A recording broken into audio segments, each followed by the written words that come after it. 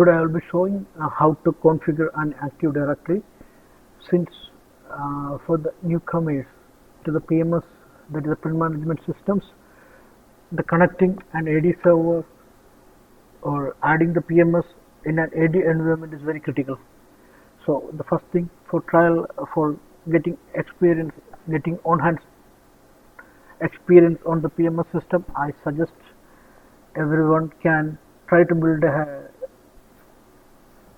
domain server as their own, then practice the PMS systems. If any doubts, you can come here and reclarify. So first you go to Hyper-V.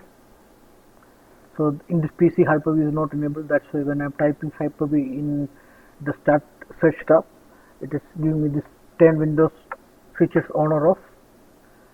Select that one and go here and select Hyper-V.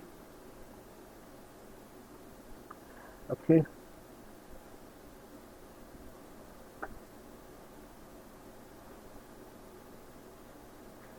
So in the middle we'll be restarting, so I will be posting it as another video, and on top of it will be needing restarts.